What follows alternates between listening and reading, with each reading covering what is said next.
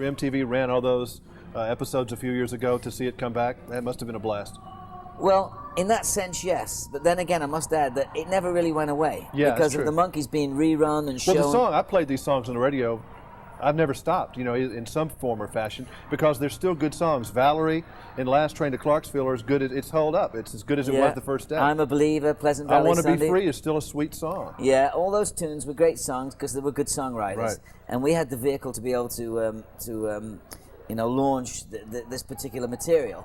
Now, in '86, we did the reunion tour. The difference was that we'd all gone through divorces, we'd all gone through taking our kids to school, we'd all changed diapers, we'd all had mortgages, we'd all done all these different things, so we had a lot more in common than we did when we first got together. So it was an easier process. We knew each other from the TV show, having made 56 episodes. So therefore, when we were on the stage the second time in 1986, the 20th anniversary tour, then we knew each other. We knew how to react to each other. There was no competitive thing happening like there was when we were younger. Yeah. Whereas, how many fan letters did I get against Mickey Dolenz? How many people, wrote to me? There was none of that kind of stuff going on. We just collaborated. There was a cohesion there that was never there before.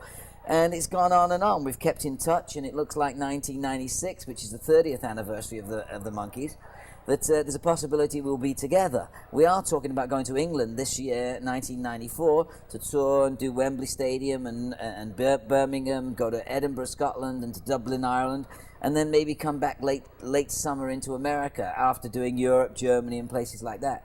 The Monkees went to 56 countries around the world, and so, hey, there's got to be a lot of fans out there that have grown up, the kids have gone to school and they've gone to college, and now they're out there again, these people. And it seems that, the people my age in their mid-late 40s, are now going out and seeing live entertainment again. And so maybe they'll be there to see the Monkees, and maybe younger kids that have seen it over the years. It's the same with the Brady Bunch show. I mean, this is a college crowd, sort of 16 to 20, year olds. You wouldn't think they would remember the Monkees, the Brady Bunch, because that was 1971 when they were just born. But I guess they saw it in the reruns and they love it, they like it. I'm part of it, the Monkees meet the Brady Bunch, so to speak.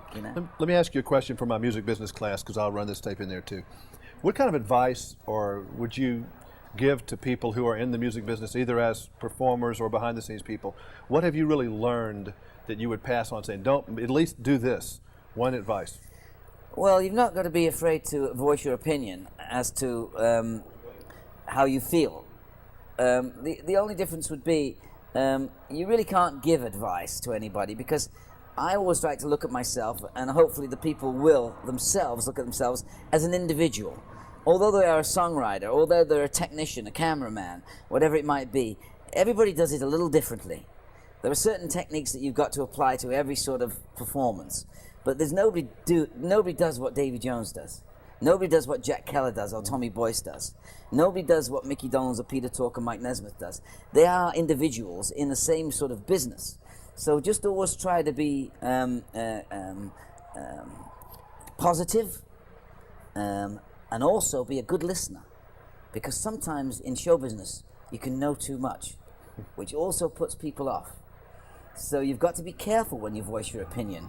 It's far easier to be critical than it is to be correct. Mm-hmm.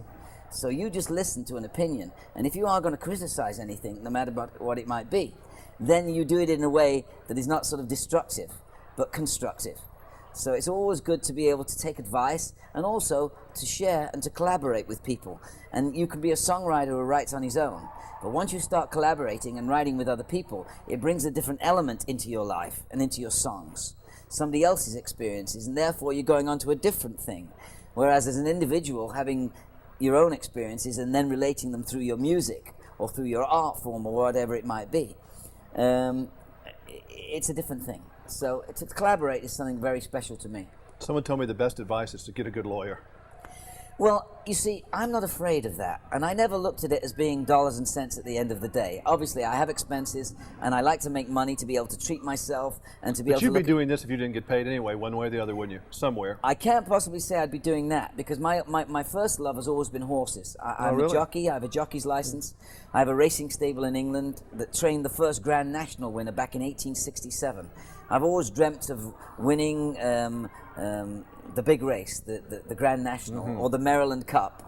Or I understand they have jump races also in Tennessee. We have a steeplechase here. Yeah, well, that's my business. The Iroquois, which is named after some horse from England. Actually. Yeah, well, I train not show jumpers, but jumping horses, jumping race horses, and that's always been my love. And you know, it's very nice to do it for art's sake. But you know, there are a lot of people that are out there that have very good touches. And they're lucky, and if they're sensible, they will have good representation, and they will have people supporting them to be able to help them follow through, help them save a little bit. My advice financially would be spend a third, save a third, and invest a third. You know, because you need that to take care of all those things that you want, you know, that new guitar or that new piano or that new piece of machinery that's revolutionizing your recording career, whatever it might be.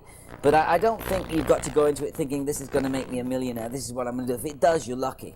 But don't think that I'm only doing it for the money, because art doesn't sort of take that form. And there are so many great songwriters in this country, in America and around the world, and so many great writers that write books, and so many great artists that paint, that will never ever be heard or seen.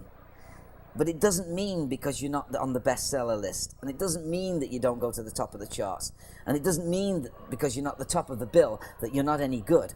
Because if you stop at the Holiday Inn, or you stop at another restaurant, or you stop at a club and you listen to bands and musicians playing, you say to yourself, I might as well quit now. Yeah. Because some of them are so fantastic and so good, but it's being at the right place at the right time. You were good and you were lucky.